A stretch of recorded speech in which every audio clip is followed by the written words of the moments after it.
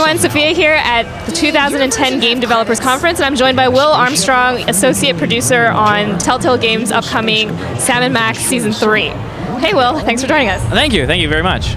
So as you can see, this is the new season of Sam & Max. We've done a lot this year to sort of update our storytelling and our design and our artistic style. So this will be a very different looking at Sam & Max than you saw in the past. All right, so how does the story start? I know you don't have to play any of the previous games to start this one.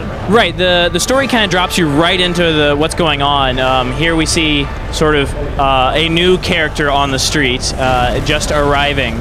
But it throws you right in, and you don't have to have played any of the previous stuff. The game will get you right up to speed. Any characters you need to know will be introduced, as we will see in a second, but it will tell you everything you need to know about them to enjoy this game.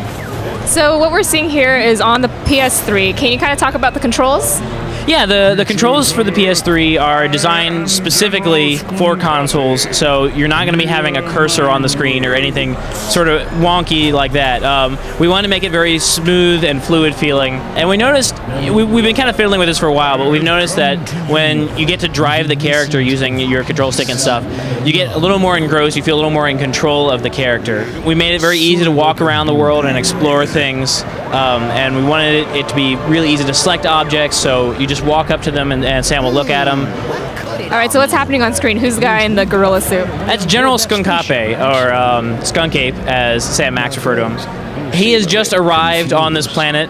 He promises that he is bearing goodwill. Our duo is a little skeptical, as you might assume. More importantly, though, Max has discovered some new powers. He's no longer just a force to be reckoned with in his psychotic abilities. He is also now psychic and has various other telepathic powers that he gains from using these various toys that are scattered around the world. Now, Max is not the only one who can use these, and Max is not the only one who is interested in these. So a lot of what they'll be doing this year has to do with these toys and the power they contain. So how does that change up the puzzle-solving element in the game? In the past, we've relied very heavily on inventory, and that's great. You get lots of items, then you try them on different things. But after a while, a lot of it becomes trial and error, trying items on everything. And we sort of wanted the puzzles to be more thought out. So what this lets us do is gives us a set of abilities that can be used everywhere, and you have to combine these abilities with your with the environment or with your inventory to solve puzzles. So you might have to read someone's mind to get a telephone number, to call someone. So there's lots of new and interesting things you can do with this that aren't just use item A on tab B or whatever. So what else is new that has been added? You mentioned earlier in our demo that there's a new hint system.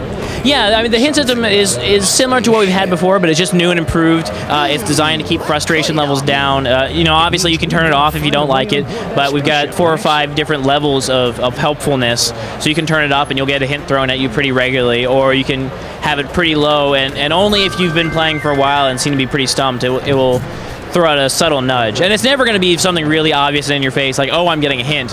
Usually it'll just be a comment from one of the characters that'll just sort of make you pause and think for a second and go, oh. So.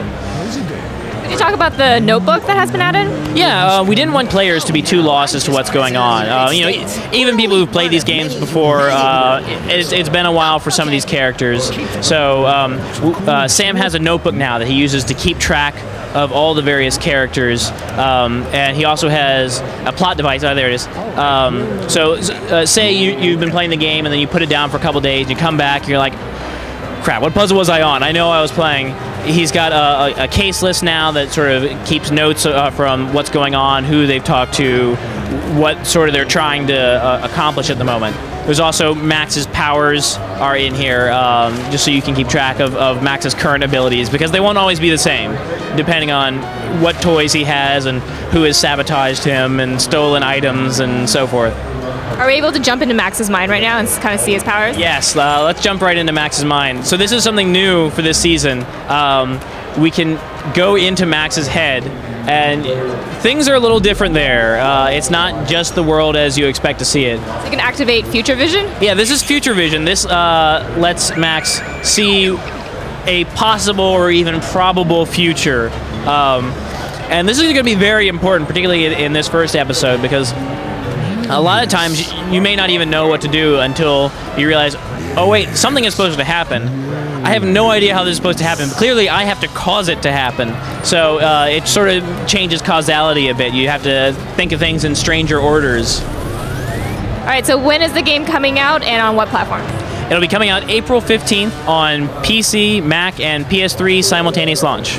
Thanks so much for your time. Thank you. And that was our first look at Sam & Max, The Devil's Playhouse, and be sure to check our website for more coverage.